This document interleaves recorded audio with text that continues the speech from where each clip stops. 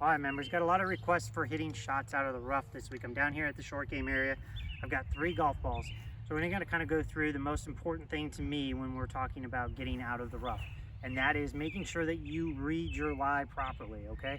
You need to know what your lie is and what it's going to allow you to do on that golf shot. Okay, so I've got 3 balls set up here. These are kind of the 3 general lies that you're going to get. Can be obviously a little bit varied. But this first lie here, we've got a beautiful lie. That ball's teed up. It's almost like I putted on a tee box.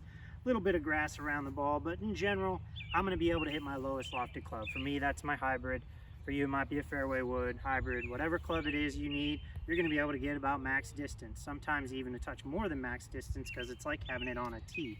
Okay, so when we're in that situation, take that ball, pretty much play it just like you would off of a normal golf shot. Maybe play that ball just a touch back in your stance to help you make sure you hit down through that before you catch any grass, and make a good aggressive swing to get through that shot. Okay, as we go on to the next lie, we've got a ball that's gotten down into the rough a little bit. Okay, we're gonna have to get down and get this ball out, but it's not completely buried. So I've got my 7-iron here.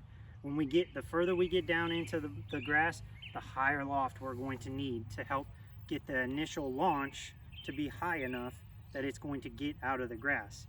If we try to hit a hybrid or a 4-iron or something like that out of this lie, we're liable to catch this grass right in front of it, and that ball will stop 20 yards right out ahead of us. So we're going to use that 7-iron. I'm going to take that stance. My 7-iron stance is normally the ball's about in the middle of my stance. Now I'm going to move it just a touch back in my stance, and I'm going to really make sure that I make a good aggressive swing down through that, and follow through all the way. Good aggressive swing, just like we were swinging a full hybrid, full driver, something like that. Make sure that we're getting all the way through to that left side, that left shoulder, okay, so that grass is not allowed to slow us down. This last lie we got here, we got a doozy. Grass all around the ball sitting way down on the ground, okay? I've got no chance of hitting a hybrid 4-iron off of this. A 7-iron is gonna be pretty dicey because the grass is gonna grab my club and turn it. So really what I'm doing here is, this is my gouge out. This is US Open style, gouge out and live to play another day. Get it back out to the fairway. So I've got my 50-degree gap wedge here, okay? We're not gonna be able to hit a 7-iron. Again, we're not gonna be able to get that launch up to get over the grass. So I'm gonna grab my 50-degree wedge. Normally that ball's just a touch back in my stance. Now it's gonna be even further back on a shot like this.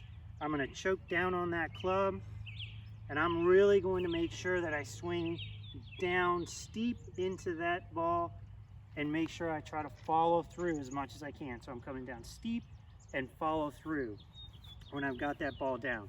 Biggest thing out of the rough, like I said, read that lie and make sure your expectations for your shot and your club choice for your shot match what the lie you have is.